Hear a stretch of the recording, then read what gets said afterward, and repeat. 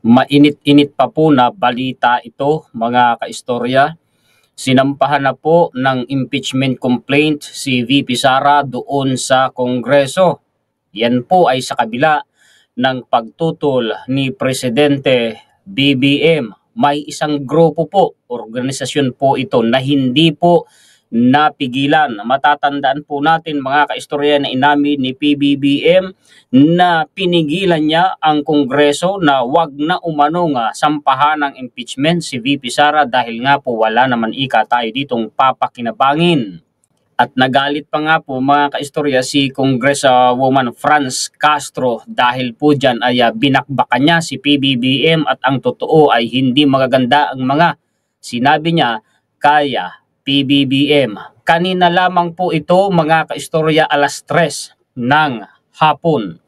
At isa pa pong balita, mga kaistorya, hinahabol na po ng ICC ang dating Pangulong Rodrigo Duterte sa kanyang war on drugs. Kumilos na po ang International Criminal Court. At isa pa pong related na balita, ito pong mga Pogo paid vloggers na umaatake sa Quadcom ay paiimbestigahan na po at pinasasampahan ng kaso sa NBI. Yan na nga ba ang sinasabi ko. Pakishare po at pakilike, mga kaistorya, para malaman ng ating mga kababayan ang balitang ito.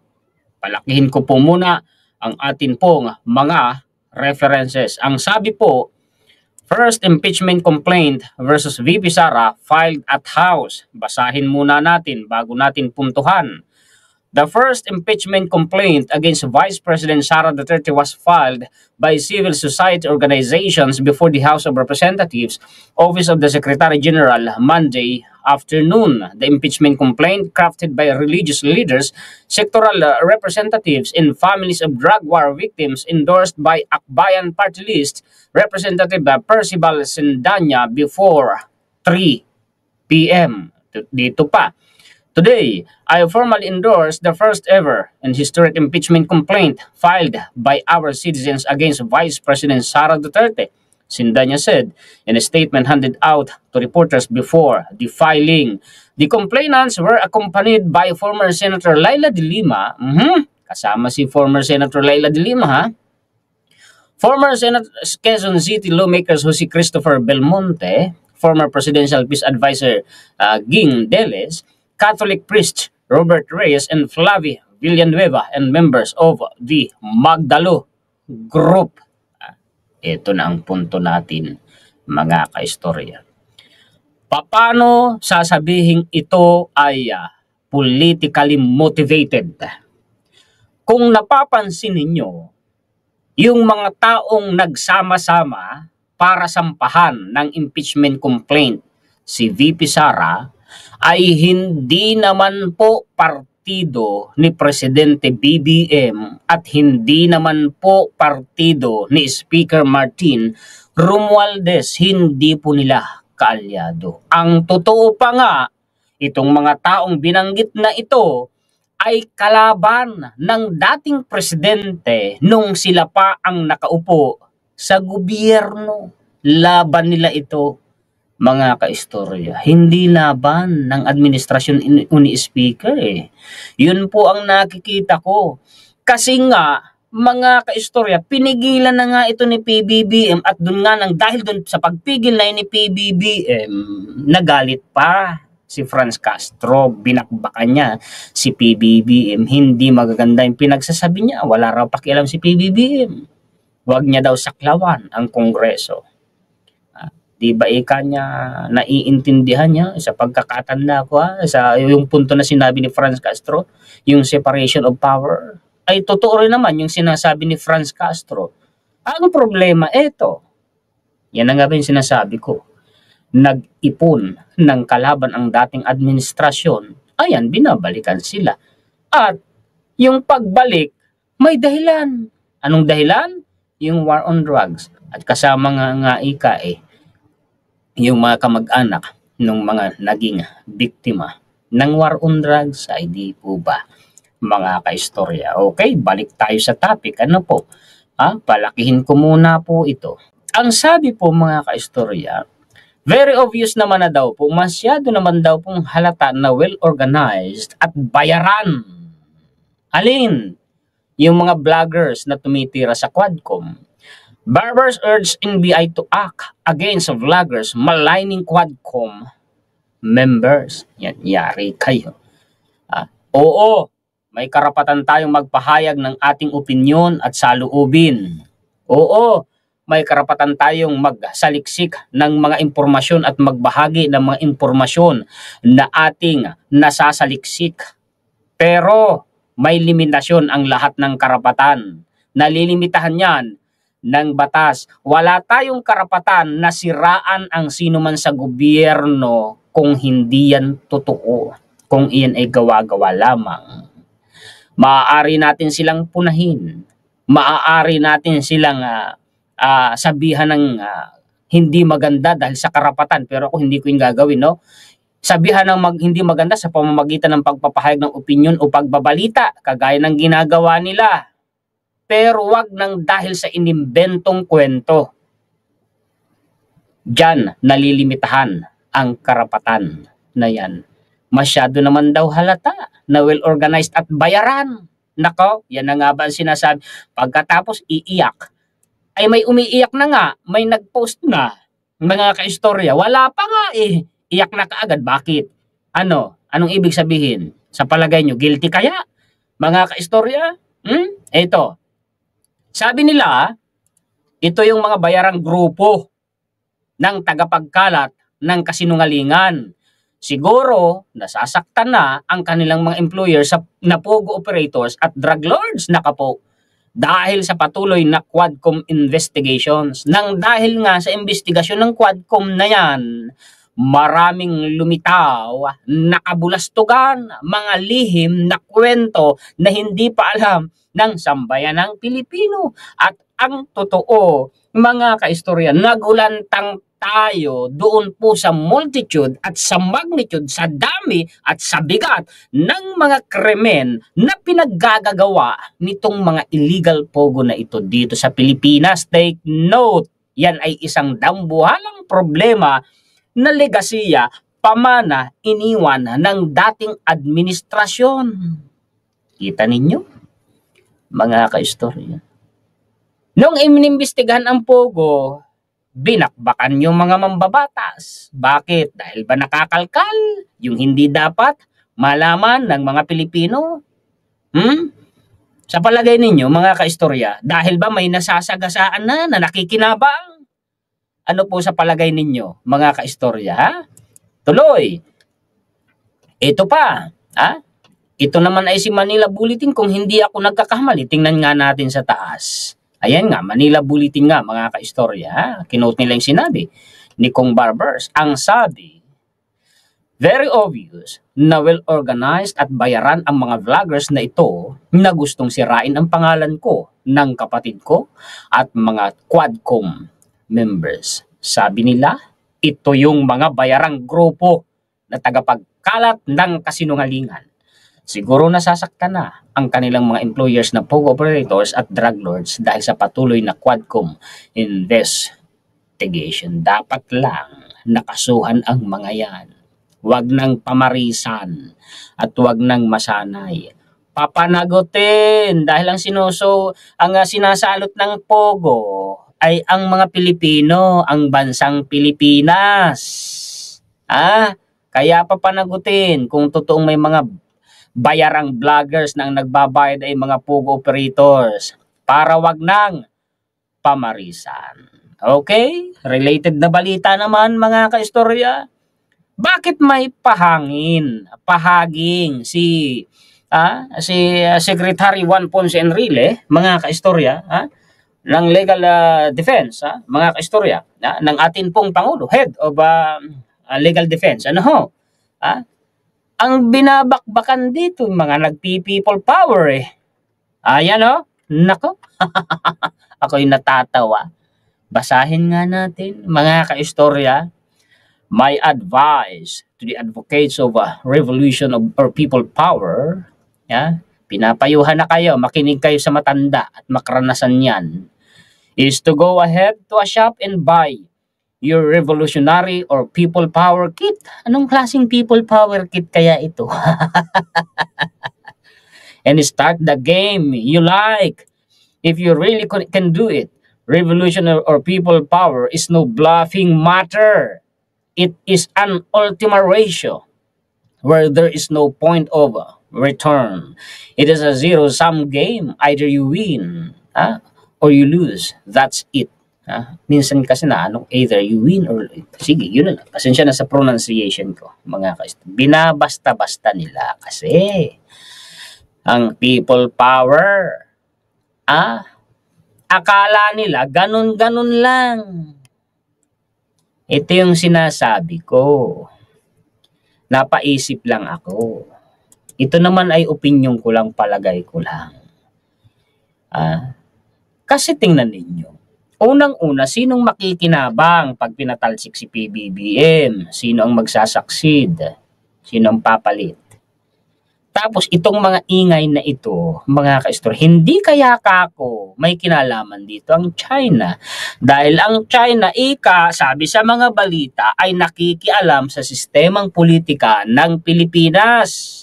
May mga nagbalita at ginawan ko rin ng content at lihitin mo yung referensya natin. Ginawa nga din mga ka-istorya ng China sa Australia yan at sa Canada eh. Di po ba? Wala ka kung ibang dahilan dyan kung di ang West Philippine Sea. Gusto nilang i-destabilize ang administrasyon ni PBBM. Isang patibong, mga kaistorya. Ito yung sinasabi ko sa inyo kanina sa nauna nating content. Hindi kaya ito isang patibong. Itong mga alingas-ngas na ito na nangyayari na gusto pong sirain ang administrasyon ni PBBM, gusto siyang patalsikin sa pwesto, maging itong mga black propaganda na kinakalat ng China para siraan ang gobyerno natin at ang masaklap dito'y katulong nila ang mga kapwa nating Pilipino na pro-China. Diba? Mga ka-story, totoo naman yun, nakikita natin. Gumagamit pa sila ng diversionary tactics. Gumagamit ng reverse psychology. Na kunyari, bigyan ko kayo ng halimbawa. Gusto nila isuko ng gobyerno natin ang West Philippine Sea. Nang dahil dyan, sabi rin itong mga may isang kilalang tao pa nga nagsabi, nako, ipapahamak tayo ni PBBM. Isasabak tayo niya sa giyera. Dahil daw po sa Amerika, dahil daw po sa EDCA, baliktad. Baliktad, reverse psychology, diversionary tactic. Nang dahil sa EDCA, nalilimitahan, namumonitor po, nahaharangan ang galawan ng China. Napurnada ang matagal ng pinagplanuhan ng China. At nakikinabang tayo sa EDCA dahil wala naman tayong kakayahan, sa totoo lang, na depensahan ang sarili natin laban sa China kung ang pag-uusapan ay isang mataas na uri ng conflict, labanan. Totoo naman yun. Hindi sapat ang tapang lang, kailangan natin talaga ng mga high-tech na armas. Amerika ang tumutulong sa atin doon. Hindi natin hinahangad ang giyera dahil hindi naman talaga giyera ang gusto ng gobyerno natin. Huwag nang ipagmalaki ng mga pro-China. Nagigirahin tayo ng, no, hindi yan manggigiyera. Naninindak lang yan. Nangi-intimidate lang yan. Kahit pa yung Russia. Dumaan yung submarine nila dyan sa West Philippine Sea.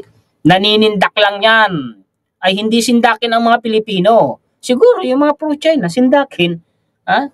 Baka ang mga puso ay pusong di ba? Pusong lambutin. Agay. Ay, di ba? Mga kaistorya. Ano pa? Kung bakit natin nasabing reverse psychology, black propaganda, at saka po diversionary tactic.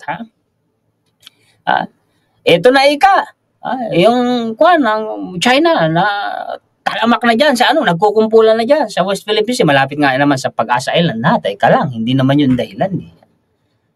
Kasi sabi ko, kung talagang gigirahin tayo niyan, total nandyan pati warship nila pumupunta dyan, militia vessels, coast guard nila, ba't hindi pa nila umpisahang magpaputok? Di ba? Pinoprovoke nila ng pinoprovoke tayo. Ginagalit nila tayo ng sadya. Bakit? Para tayo ang mag-umpisa na magpaputok. Para may idadahilan na ang China sa international community. Tayo na ang gagawing may kasalanan at sila na ngayon ang biktima. biktima. Di ba? Nagigets nyo, mga kaistorya. Yun ang gusto nilang mangyari. Matalino naman ang gobyerno natin. Hindi ganun. Pag nagpa-provoke tayo at tayo ang nag-umpisa, mga kaistorya, kung palalabasin na tayong may kasalanan, malalagay sa alanganin. Baka itong mga allied countries natin magdalawang isip na kung tutulungan tayo o hindi. Dahil ito si Amerika, mga kaistorya, ang totoo, maselan din po yan sa kanilang imahe pag nababati ko sila. Ay maganda ngayon ang stance ng Pilipinas at ng Amerika sa mata ng international community. Nakikita, mga kaistoryan, ang walang hiya dito ay ang China. Nagigets niyo po, mga kaistorya, pag tayo'y nagpahulog sa mga taktika nitong China at ng mga pro-China, ay wala, laglag tayo sa patibong nila.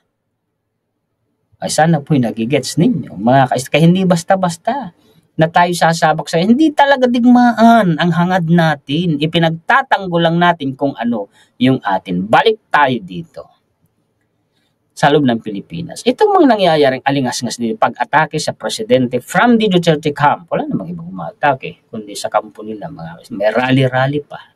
Ito na lang ang malaking tanong. Mahal ba talaga nila ang Pilipinas? Nagmamalasakit ba talaga sila sa kapwa nila Pilipino? Magbulahan, sige nga. Humahaba na naman yung balbas ko Magbulahan, sige nga. Ito na lang Yung mga pag-atake nila sa gobyerno natin, sa nakaupo sa gobyerno, sa presidente, ito na lang. Itong rally-rally nila ito. Nakakatulong ba sa Pilipinas yan para maresolba ang mga problema ng Pilipinas? Hindi. Nakakadagdag pa sila, nakakapagpabigat pa sila. Ayun naman ang totoo Kung mahal mo talaga ang Pilipinas, tumulong ka para maresolba ang problema ng Pilipinas. Kung mahal mo talaga ang mga Pilipino, tumulong ka para mapagaan ang buhay ng mga Pilipino. Anong ginagawa nila? Namumuliti ka nang namumuliti ka. Sige nga. Gusto nila patalsikin si Presidente BBM. Ipalit si VP Sara. Gusto nila, mga kaistorya, ang mangyari sa madaling sabi, ibagsak ang gobyerno para makaupo sila. Oo, yun naman Pag pinabagsak ang administrasyong ito, babagsak na naman ang ekonomiya ng Pilipinas. Mag-uumpisa na naman tayo sa zero. Unang hakbang na naman. Urong na naman tayo. Alam naman nila yun Yun ang mangyayari. Pinaliwanag ko na yan. Bagsak ang functions ng mga ahensya ng gobyerno. Bagsak ang pati mga negosyo, apektado yan. Yung operasyon nila, apektado yan. Itong investments, itong mga foreign investors dito sa Pilipinas, karaniwan lumalayas yan Nangyari na yan, mga kaistorya, sa panahon ni Pangulong Marcos Sr. at saka ni ERAP. Kasi nawawalan sila ng tiwala sa gobyerno natin. At yung mga foreign investors na papasok pa lang, umuurong na, di na tumutuloy. Mga kaistorya. Inflation, tataas. Lalong tataas ang presyo ng mga bilihin. Pati enerhiya, pati kuryente. Apektado yan. Magkakasanga yan, mga kaistorya. Parang network yan na kumakalat yung web Ganon yan. Maging transportasyon, apektado yan. Sa madaling sabi, pababagsakin ang gobyerno, pababagsakin ang Pilipinas para lamang makaposisyon sila. Yun.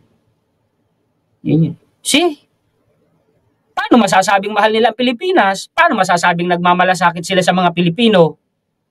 Nabubulagan kasi ang mga Pilipino Hindi na iisip Tingnan nyo ang sinasabi ni Enrile Kumbaga parang sa madaling sabi, mga kaistorya, hindi nila alam ang ginagawa nila. Binabasta-basta lang nila yung people power. Kakarampot naman, puputot. Wala pa 1,000. Ano magagawa nun? Natatawa na lamang ako. Sige, sunod na balita tayo. Mga kaistorya, yung rally. Ay, nako. PNP. 500 pesos allegedly offered to some people at EDSA Shrine Gathering. Nako. May bayad. 500 pesos. Umano? Yun ba yun? Some people were offered 500 pesos in exchange for their presence at the EDSA Shrine in Quezon City according to the Philippine National Police on Wednesday. There are some videos na lumalabas po. Oo, napanood ko yun. Hindi ko lang pinatulan. Nagbabayaran, may listahan, magkakaharap sila, may payong pa nga If I may share again, na yung iba po doon allegedly were transported from their barangays papunta po doon sa lugar. Ayan. Posible nga mga kaistorya. Kasi ito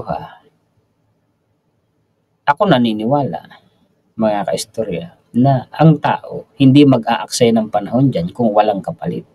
Palagay ko lang naman. Sa hirap ng buhay ngayon, tapos may binubuhay kang pamilya, may pinag-aaral kang mga anak. Magpapakapagod ka ba dyan nang wala kang mapapala? Hindi naman kumpirmado, sabi lang, alleged lang, mga kaistorya, sabi ng PNP. Ito naman sinasabi ko, palagay ko lang. Kung ganoon lang din pala, na wala kang magtatrabaho na lang ako, magdedilihensya na lang ako para may maipakain ako sa pamilya ko. Ay di po ba, mga kaistorya?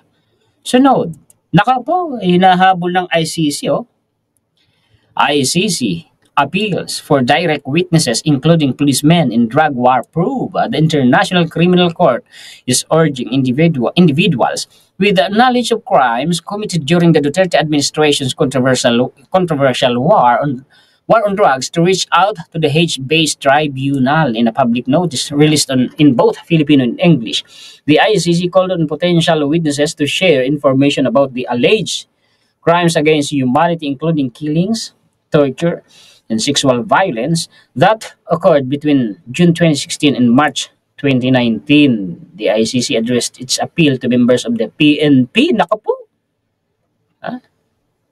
Umapila sa PNP na, and other law enforcement agencies who were involved in the drug war operations. The court has launched a website where interested witnesses may provide information. Naku, kumikilos na pala ang ICC talaga, mga kaistorya. Yun ang sinasabi dito.